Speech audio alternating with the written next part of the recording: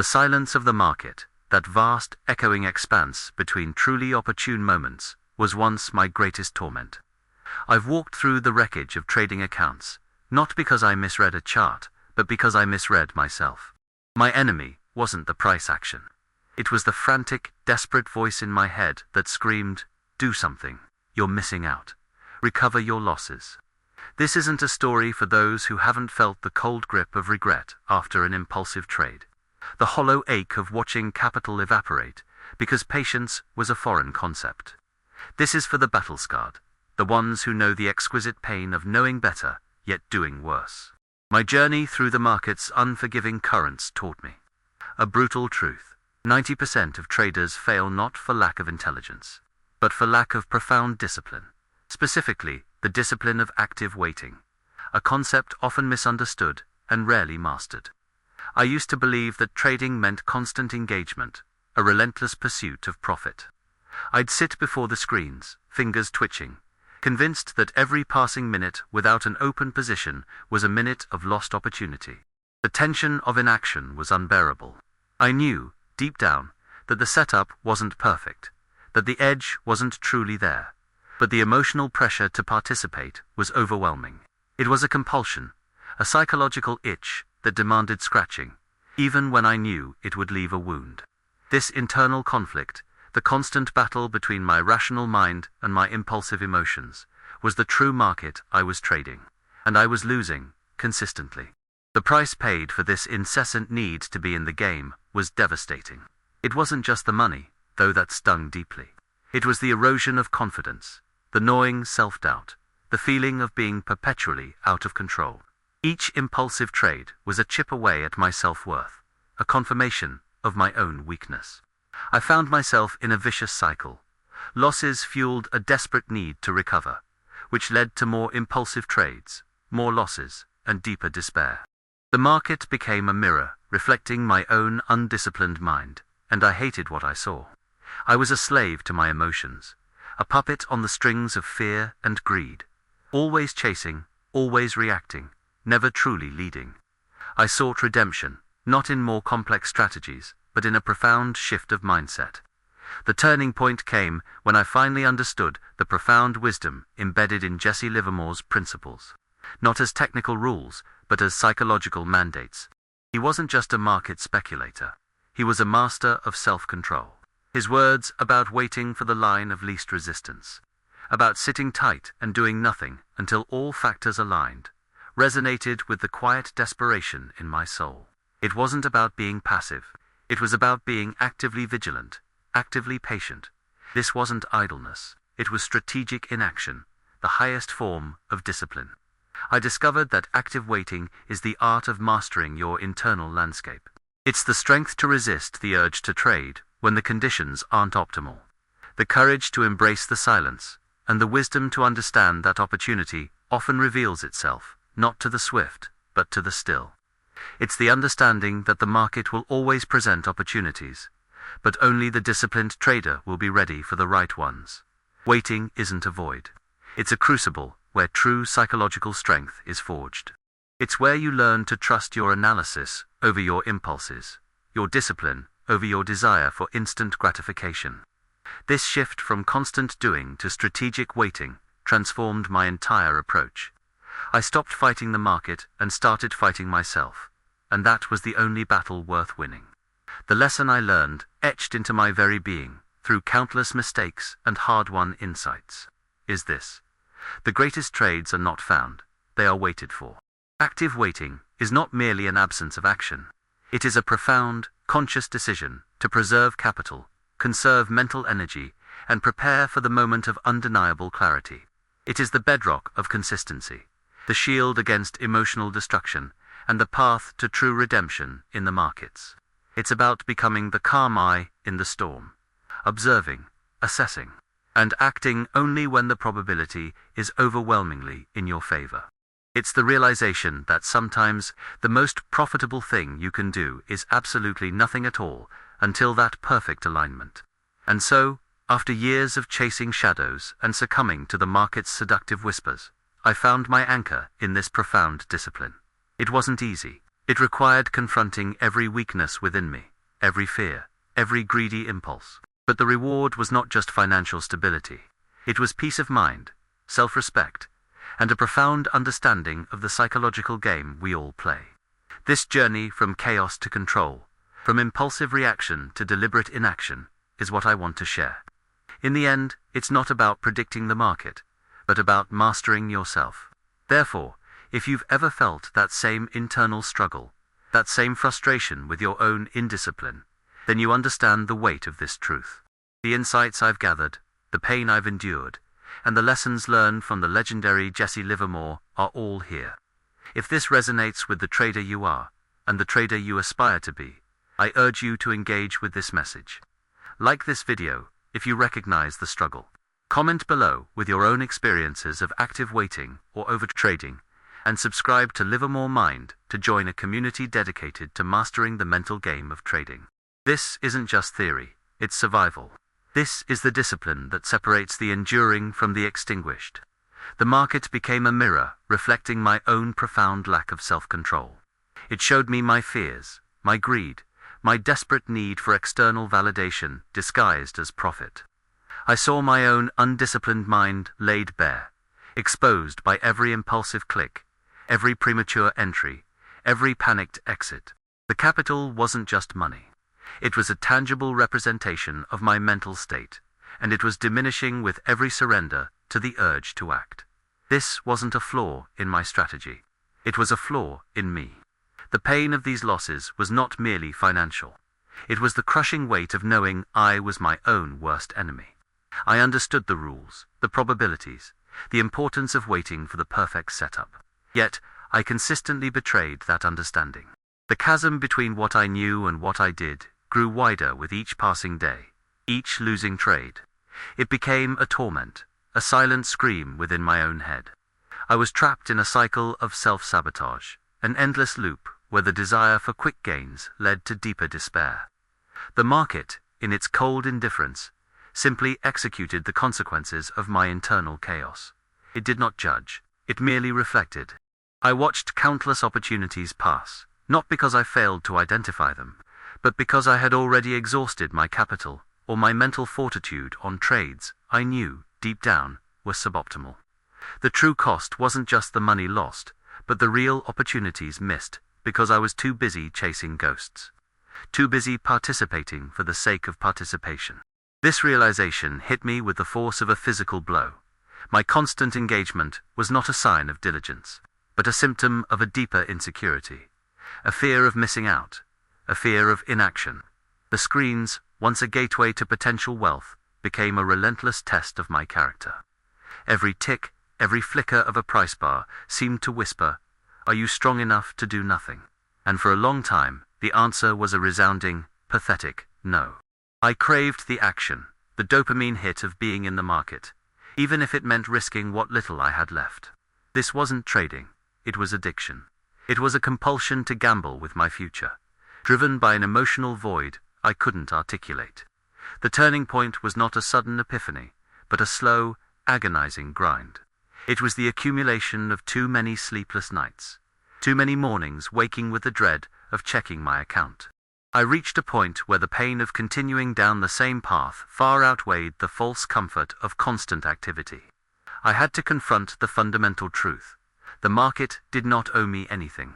It was not there to fulfill my emotional needs, or to validate my existence. It was a mechanism, a cold, calculating machine that rewarded discipline and punished impulse. I began to understand that the true battle was not against the market, but against the incessant chatter of my own mind. The market's silence, the long stretches between genuinely high-probability setups, was not an absence of opportunity, but an opportunity in itself. It was the space where true edge was forged, not found. It was the crucible where patience was tested and refined.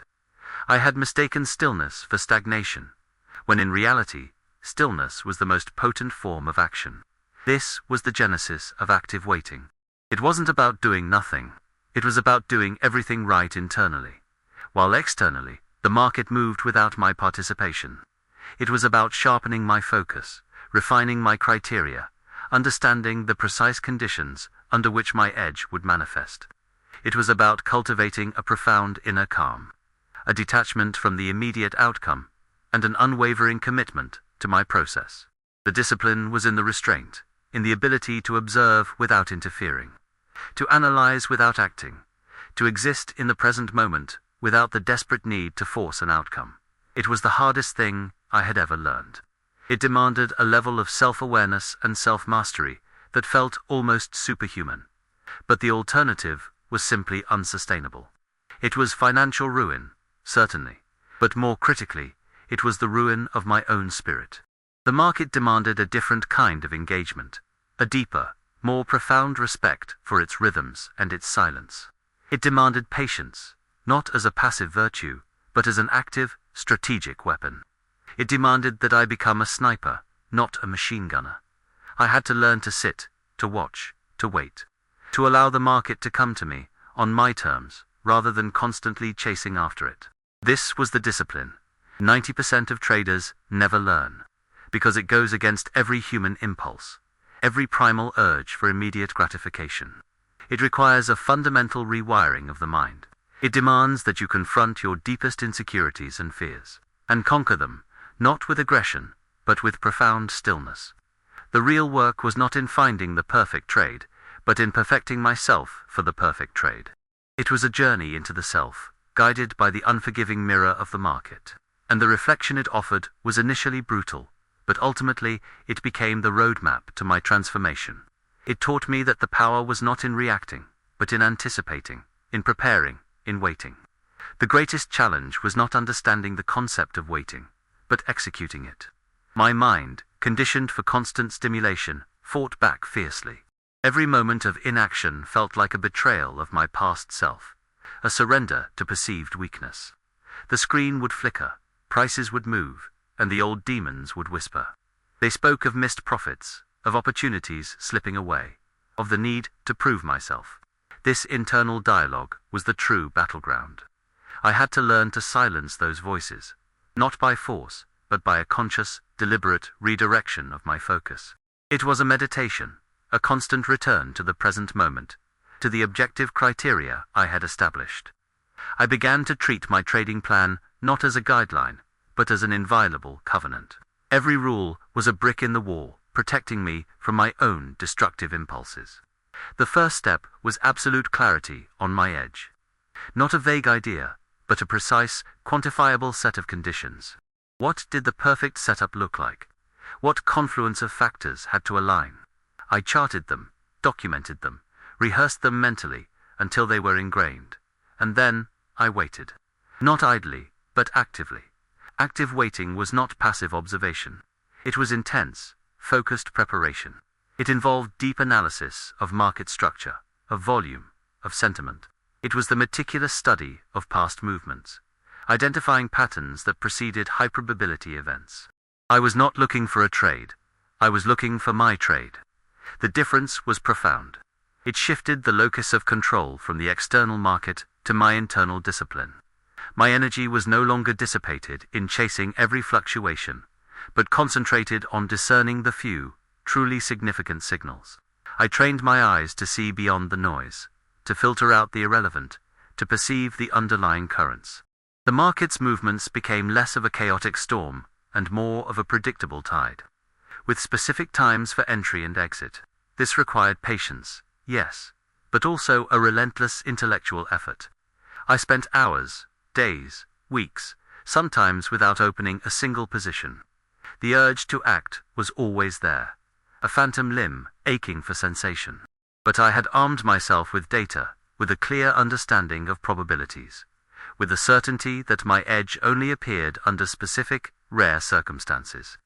To trade outside those circumstances was to gamble, to betray the very discipline I was striving to build. It was a slow, arduous process of deconditioning years of impulsive behavior. Each successful wait, each time I resisted the urge to prematurely enter or exit, was a small victory. These small victories accumulated, building a new foundation of self-trust. The capital that once dwindled rapidly now preserved itself, waiting for its moment. The market became a vast, intricate puzzle, and I was learning to recognize the few pieces that fit my strategy perfectly.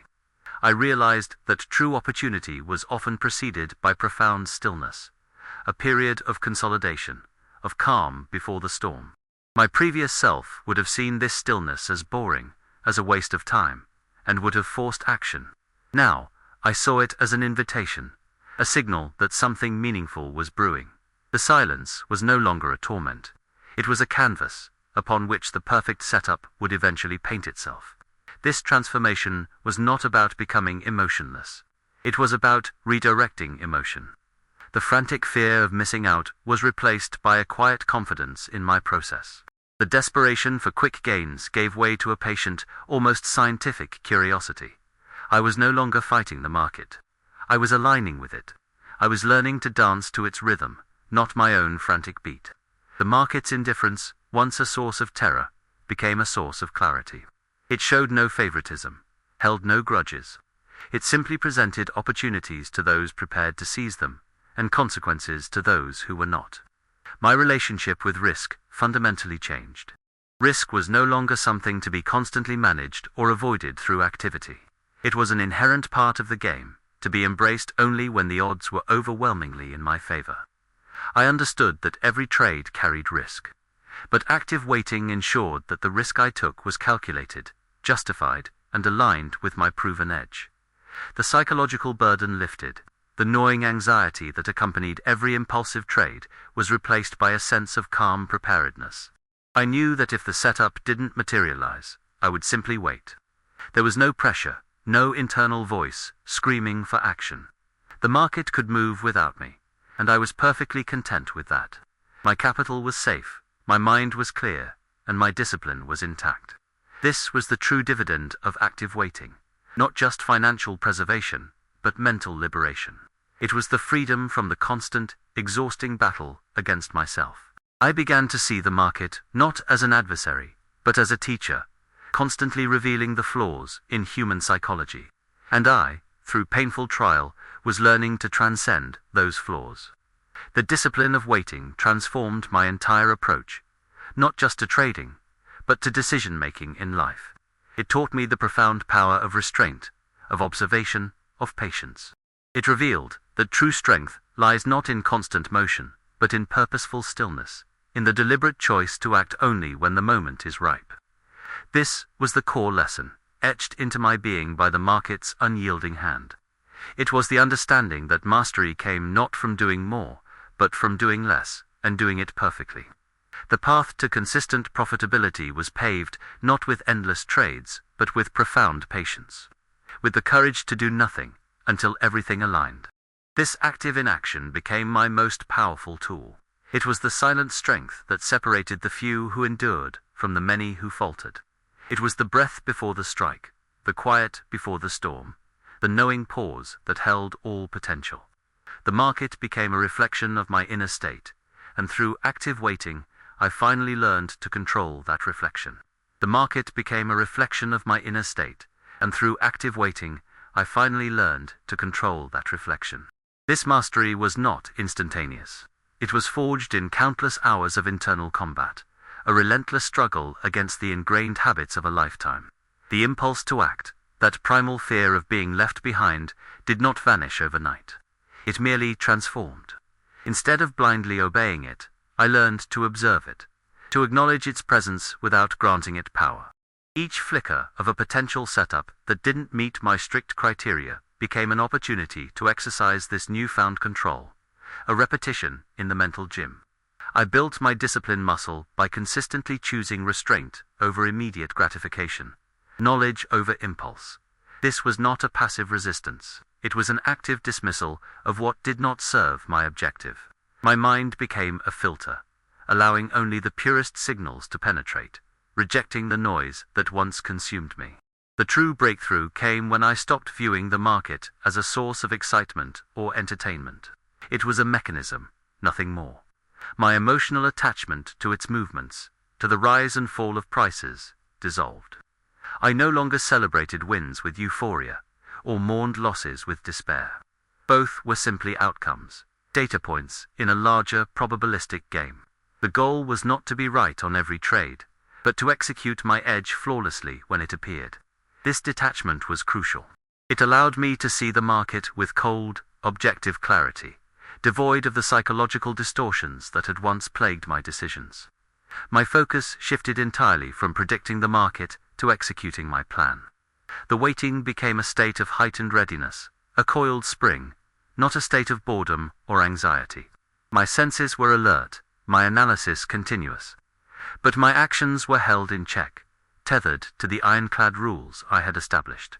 I understood that the vast majority of market movements were irrelevant to my specific strategy. They were merely distractions, designed to lure the undisciplined into premature action. My task was to recognize the signal amidst the overwhelming noise. And that signal was rare, precise, and often preceded by an almost eerie quiet. The market would consolidate, gather energy, before making its decisive move. My previous self would have attempted to trade these consolidations, scalping for pennies, only to be caught off guard by the true move. Now, I saw them as periods of profound opportunity for preparation, for mental alignment, for ensuring every parameter of my trade was perfectly calibrated. This was the essence of active waiting, the deep work done before the trade, the cultivation of an internal environment that allowed for perfect execution when the moment arrived. It was the sniper, adjusting his scope, checking windage, breathing slowly, waiting for the perfect shot, knowing that a single well-placed bullet was infinitely more effective than a barrage of wildfire. This disciplined approach extended beyond the confines of the trading screen. It bled into my daily life. The patience I cultivated in waiting for market setups translated into a greater capacity for stillness in other areas. I found myself less prone to impulsive decisions, more inclined to observe, to reflect, to allow situations to unfold before reacting. The habit of rigorous self-assessment, honed by the market's brutal honesty, became a constant companion. I questioned my assumptions, challenged my biases, and sought truth, not comfort. The market had become my most demanding, yet most effective, mentor. It taught me that genuine control was an inside job, a continuous process of mastering the self, not the external world. The external world, the market, would always be chaotic and unpredictable. But my response to it, my internal state, could be disciplined, ordered, and strategically aligned. The fear of missing out, once a paralyzing force, gradually receded. It was replaced by a deep understanding that true opportunity was never truly missed. If one setup passed, another would eventually emerge, provided I preserved my capital and my mental clarity. The market was an endless river of potential. My only responsibility was to wait for my specific fishing spot, cast my line only when the conditions were perfect, and reel in only when the fish was firmly hooked. To cast indiscriminately was to waste bait, to tangle lines, and to scare away the very prey I sought. This metaphor became a guiding principle. It reinforced the idea that my capital was a precious resource, to be deployed with surgical precision, not reckless abandon. The shift in my results was not immediate, but it was inexorable. The erratic swings of my equity curve smoothed out. Losses became smaller, contained, and were understood as part of the probabilistic reality, not personal failings. Wins, when they came, were larger, more consistent, and delivered with a quiet confidence that was entirely new. The market, once a source of torment and self-doubt, transformed into a predictable mechanism that, when approached with profound discipline, yielded consistent results. It was no longer a battle against an external force, but a dance with its inherent rhythms. The greatest revelation was that true power in the market lay not in forcing an outcome, but in aligning with the inevitable, in patiently waiting for the natural unfolding of high-probability events. This required a profound trust in my process, a trust built brick by painful brick. It was the trust that the market, in its indifferent wisdom, would eventually present the opportunities I had prepared for, and that my disciplined self would be ready to seize them without hesitation, without emotion, just execution. This trust became the bedrock of my trading, a silent, unshakable conviction that allowed me to sit, to watch, to wait, for as long as it took. This was the quiet revolution within. It was the transformation from a frantic participant to a patient observer, from a reactive gambler to a strategic orchestrator. The market had stripped away my illusions, laid bare my weaknesses, and then, through the sheer force of its indifference, compelled me to rebuild myself. It taught me that the most powerful action is often inaction, that the loudest statement is often silence, and that true strength is found not in constant motion, but in purposeful stillness. It was the profound discipline of active waiting, the lesson that 90% of traders never learn, because it demands a confrontation with the self that few are willing to undertake. It demands a surrender of ego, a rejection of immediate gratification, and an embrace of a higher, more demanding standard of self-mastery. And in that surrender, in that embrace, lay the path to liberation, both financial and psychological.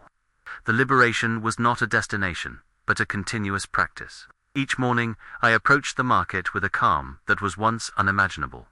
The frantic energy had dissipated, replaced by a quiet, focused anticipation. My screens were no longer battlegrounds, but observational posts. I sat, watchful, detached, yet intensely aware. The urge to intervene, though diminished, still occasionally surfaced, a faint echo of my former self. But now I recognized it for what it was, a relic of impatience, a whisper of ego. I no longer fought these urges. I simply observed them, letting them pass like clouds across the sky. This constant vigilance, this internal discipline, became my true trade. I learned that true mastery was not about conquering the market, but about conquering the self. The market merely presented the mirror. My unwavering commitment to active waiting meant accepting long periods of apparent inactivity. To others, it might seem like idleness. To me, it was the most profound form of engagement. I was engaged with my plan, with my psychology, with the meticulous preparation that preceded any action. My confidence grew, not from winning trades, but from consistently adhering to my process, from honoring the discipline even when no external reward was immediately visible. This internal validation became far more potent than any fleeting profit. The true gift of active waiting was the peace it brought. The mental noise, the constant pressure to perform, had quieted. I had found a rhythm, an alignment with the market's true nature. It was a rhythm of stillness and explosive action, of profound patience and decisive execution. My energy was conserved, deployed only when the probabilities were overwhelmingly stacked in my favor. This wasn't merely a trading strategy, it was a philosophy of life. It taught me that genuine power lay in discernment, in choosing wisely, in acting deliberately, rather than reacting compulsively. The market, in its profound indifference, had taught me how to live. The market, in its profound indifference, had taught me how to live. This profound lesson, etched into my very being, transcended the trading desk. It became a blueprint for navigating the chaos of existence, a testament to the power of deliberate inaction. The internal war, once a raging storm, had finally subsided. The frantic need to do something was replaced by an unshakable resolve to wait for everything perfect. My capital, once a casualty of my impulsivity, now stood as a fortress, deployed only when the gates of opportunity swung wide, on my terms. The psychological torment, the gnawing self-doubt, vanished. In its place, a quiet, unwavering confidence bloomed, rooted not in predicting the future, but in mastering the present moment. I had ceased to be a reactive participant, a puppet to market whims. I became the orchestrator of my own disciplined engagement. The conflicts that once defined my trading life, the internal struggle against impulse, the financial erosion, the emotional exhaustion, were not merely resolved, they were transcended. Active waiting became the ultimate resolution. It was the answer to the market's ruthless honesty, the antidote to human frailty. It was the path to consistent profitability, yes, but more profoundly, it was the path to genuine self-possession. The market, once a mirror reflecting my weaknesses, now reflected my strength, my discipline, my profound stillness. It no longer held power over me. I held power over my response to it. This was the liberation I had unknowingly sought from the beginning. Therefore, the journey from frantic gambler to patient master is not one of external strategies, but of internal transformation. It demands an honest confrontation with the self, a willingness to shed the ego's demands for constant validation through action. It is the courageous choice to embrace the void, to find power in the silence, to understand that true edge is cultivated within, not found externally. This discipline, the active waiting, is precisely why 90% of traders falter. They cannot bear the weight of inaction. They cannot face the truth of their own minds. And so, my story concludes not with a secret indicator, but with a universal truth. Mastery begins with stillness. If this journey resonates, if you seek to conquer the internal market and unlock a discipline that transforms not just your trading, but your very approach to life, then engage with this philosophy. Explore the depths of active waiting. Share your own confrontations with impulse. For in understanding this truth, you begin to rewrite your own narrative.